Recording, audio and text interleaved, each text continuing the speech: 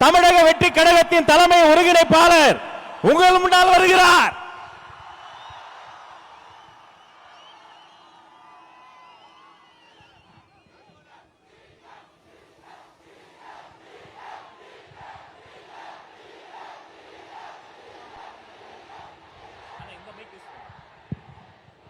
பெரியார் பிறந்த மண்ணில்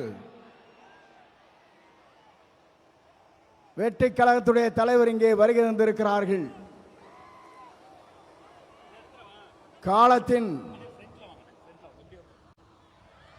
காலத்தின் கடன கூடியிருக்கிற கூட்டத்தை பார்க்கிற போது நாளை தமிழகத்தினுடைய முதலமைச்சர் என்ற வரலாற்று படைக்கிற கூட்டமாக இந்த கூட்டம் இங்கே இருக்கிறது.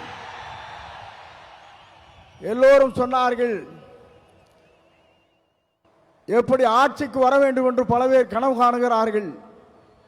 ஆனால் தமிழ்நாட்டு மக்களை பொறுத்தவரையிலும் நாளை தமிழ்நாட்டை ஆளப்போவது புரட்சி தளபதி தான். இதை யாராலும் மாற்றி காட்ட முடியாது என்ற வரலாறு தான் பெரியார் மண்ணிலே இன்றைக்கு காணுகிற காட்சியை நாங்கள் காணுகிறோம்.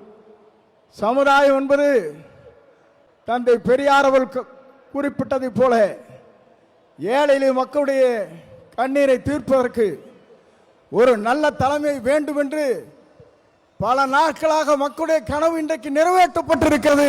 மிக விரைவிலேயே தான் அந்த கனவு என்பது எல்லோரும் கூடுவார்கள், கூட்டம் கூடும், கலைந்து போகும். ஆனால் நம்முடைய கூட்டத்தை பொறுத்தவரையிலும் எதிர்கால தமிழகத்தை உருவாக்க இருக்கிற வெற்றி கழகத்துடைய தலைவர் அவருடைய வரலாற்றை படைப்பதற்கு இங்கே பெருந்திரளாக இங்கே வருகின்றிருக்கிறீர்கள்.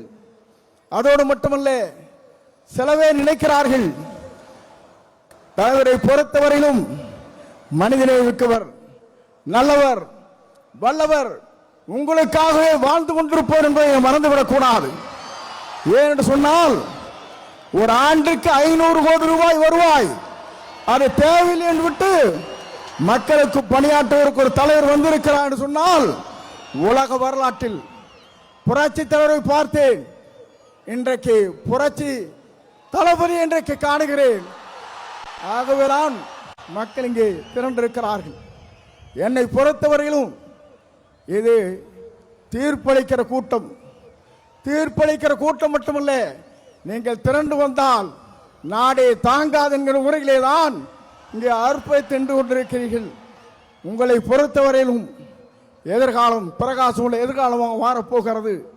எல்லோரும் சொன்னார்கள், எவ்வளவு வெற்றி பெறப் போகிறான் சொன்னார்கள். 234 அவர் ஆரை விரல் காட்டுகிறாரோ அவர் தான் தமிழ்நாட்டில் சட்டமன்ற உறுப்பினர் என்ற வரலாற்றை படைக்கின்ற அளவிற்கு நீங்கள் வாருங்கள், வெற்றி தேடி தாருங்கள் அழைத்து விரைவுகிறேன். நன்றி, வணக்கம்.